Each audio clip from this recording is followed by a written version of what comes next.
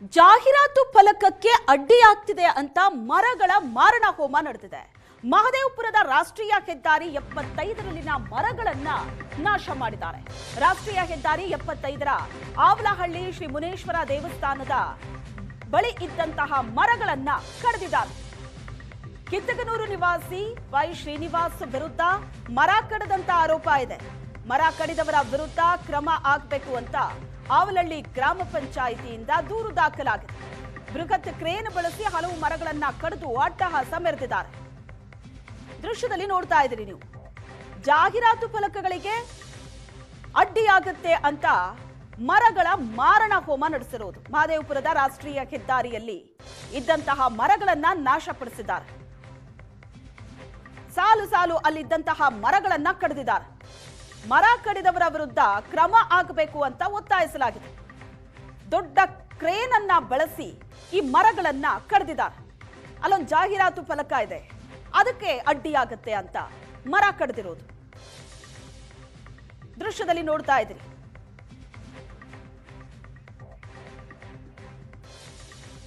ಸ್ನೇಹಿತರೆ, ಇವತ್ತು ನೋಡಿರ್ಬೋದು ಒಂದು ಅಡ್ವರ್ಟೈಸ್ಮೆಂಟ್ ಬೋರ್ಡು, ದೊಡ್ಡ ಬೋರ್ಡು, ಕಮರ್ಷಿಯಲ್ಲು, ದುಡ್ಡು, ಬಿಸ್ನೆಸ್ಗೋಸ್ಕರ ಪ್ರಕೃತಿನ ನಾಶ ಮಾಡವ್ರೆ. ಎಷ್ಟು 69 ಮರವನ್ನು ಕಡಿದು ಆಫ್ ಮಾಡಿರ್ತಕ್ಕಂಥದ್ದು ವೈ ಶ್ರೀನಿವಾಸ್ BJP ಮುಖಂಡ ಅಲಿಯಾಸ್ ಗುಡ್ಡೆ ಸೀನಾ. ಅವರವರ ಸ್ವಾರ್ಥಕ್ಕೆ ದುಡ್ಡು ಮಾಡೋದಕ್ಕೆ ಕಮರ್ಷಿಯಲ್ ಬೋರ್ಡು ಏನು ಅಡ್ವರ್ಟೈಸ್ಮೆಂಟ್ ಬೋರ್ಡ್ ಕಾಣಬೇಕಂತೇಳಿ 69 ಮರಗಳನ್ನ ಆಫ್ ಮಾಡಿ ಇವತ್ತು ಅವರವರ ಬೆಲೆ ಬೇಯಿಸ್ಕೊಳಕ್ಕೆ ಹೊರಟವ್ರೆ.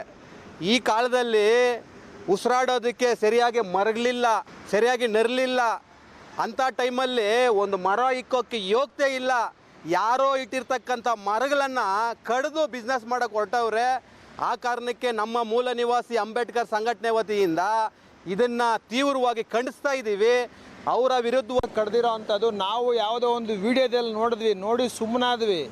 ಮತ್ತು ನಾವು ಅಧಿಕಾರಿಗಳನ್ನು ಕೇಳಿದ್ವಿ, ಫಾರೆಸ್ಟ್ ಡಿಪಾರ್ಟ್ಮೆಂಟ್ ಅವ್ರನ್ನ FIR ಆಗಿದೆ ಇಲ್ವಾ ಅಂತೇಳಿ. NCR ಆಗಿದೆ ಅಂತ ಹೇಳಿದ್ರು.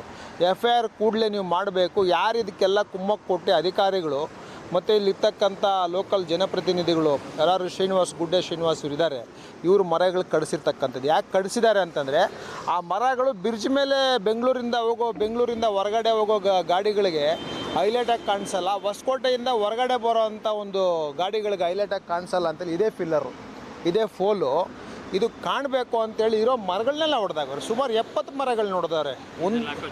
ಒಂದು ಜಾಹೀರಾತು ಕಾಣಬೇಕು.